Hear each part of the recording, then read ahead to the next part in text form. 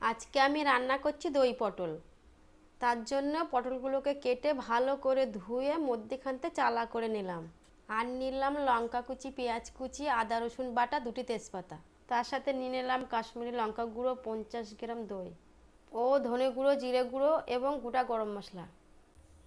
কড়াইতে সর্ষের তেল ঢেলে দিলাম। সর্ষের তেল দিয়ে দই পটল করলে খেতে খুবই ভালো হয়, তার জন্য আমি সর্ষের তেল ব্যবহার করছি। তেলটা গরম হলে পটলগুলো ছাড়বো। তেল গরম হয়ে গেছে, এবার পটলগুলো ছেড়ে দিলাম।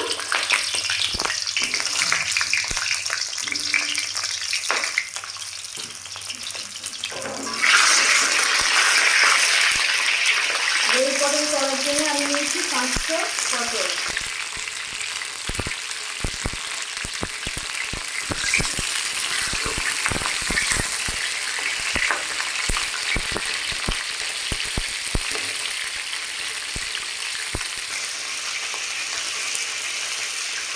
পটলগুলোকে আরেকবার আমি উল্টে দিলাম। এটা লাল লাল করে ভাজতে হবে।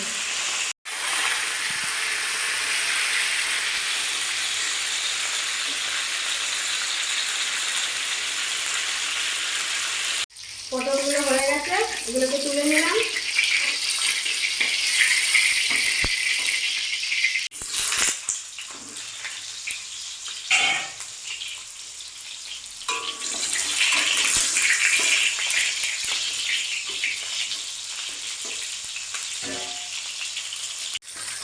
পটলগুলোকে তুলে নিলাম।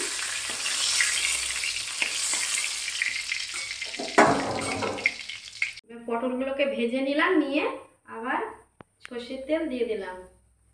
এবার আমি গরম মশলা ফোড়ন দেবো। তার জন্য নিলাম 2 কোয়া এলাচ, 2 কোয়া লবঙ্গ, 2 কোয়া দারচিনি। ওটাকে আমি নোড়াতে থেতো করে নেব।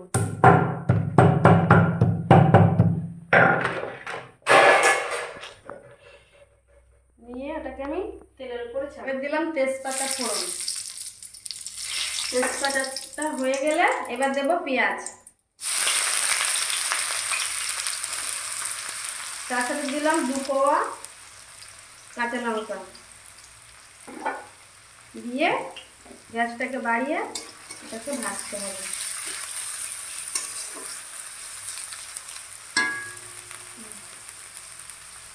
পেঁয়াজটাকে আরেকবার নেড়ে নেব। এখনো লাল হয়নি পেঁয়াজ, আর একটু লাল হবে। এবার পেঁয়াজটা লাল হয়ে গেছে, এবার দেবো আদা বাটা, রসুন বাটা। রসুন হলো 4 কোয়া আর আদা 25 গ্রামের কম। দিয়ে এটাকে আরেকবার ভেজে নেব।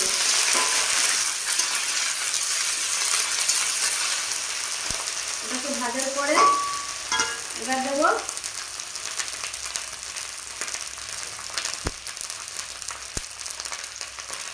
1 চামচ লবণ,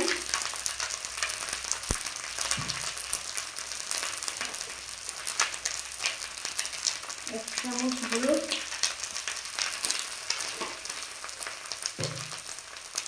দিয়ে এটাকে আরেকবার নাড়ব। গ্যাসটাকে কমিয়ে দিলাম।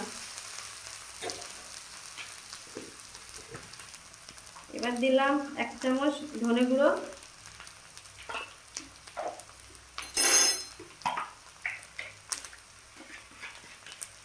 1 চামচ জিরে গুঁড়ো। দিয়ে এটাকে আরেকবার ভালো করে ভেজে নেব।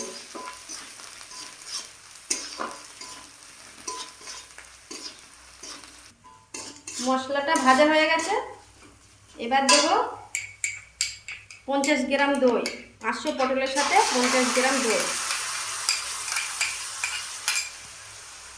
দিয়ে নাড়াচাড়া করে এবার দেব 1/2 চামচ লঙ্কা গুঁড়ো, কাশ্মীরি লঙ্কার গুঁড়ো। দিয়ে ওটাকে কষতে থাকবো।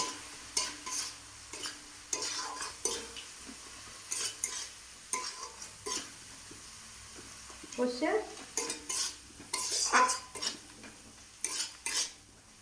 আগে বাড়িয়ে নিলাম।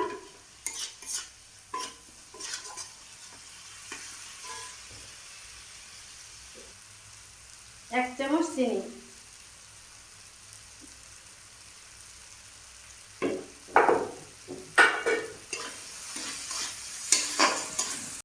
এবার কষা হয়ে গেছে, ভাজা পটলগুলোকে দিয়ে দেবো। দিয়ে এটাকে নাড়াচাড়া করতে হবে।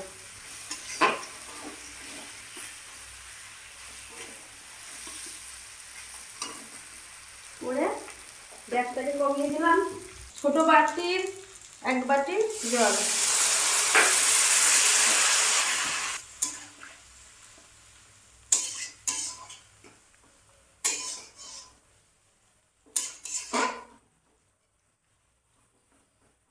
পটলগুলো ভাজতে ভাজতে সেদ্ধ হয়ে গেছিল, তার জন্য জলের পরিমাণ কম।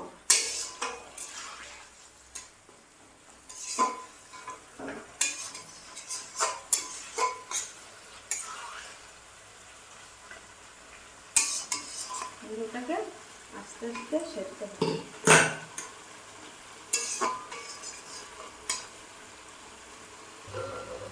দেখুন বন্ধুরা, ঝোলটা ফুটে গেছে, পটলে সেদ্ধ হয়ে গেছে।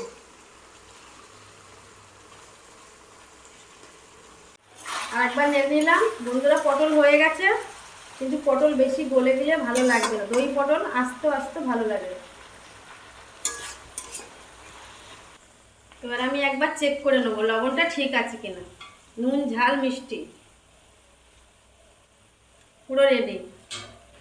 দই পটল হয়ে গেছে। এবার এটাকে আমি অন্য পাত্রে লাগিয়ে নিলাম।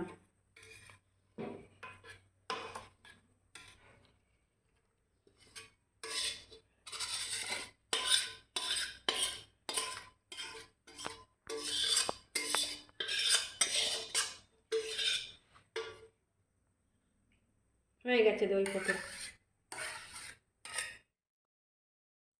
আমি যেমন বানিয়েছি আপনারা বাড়িতে করে খেয়ে দেখুন কেমন লাগে সুস্বাদু দই পটল।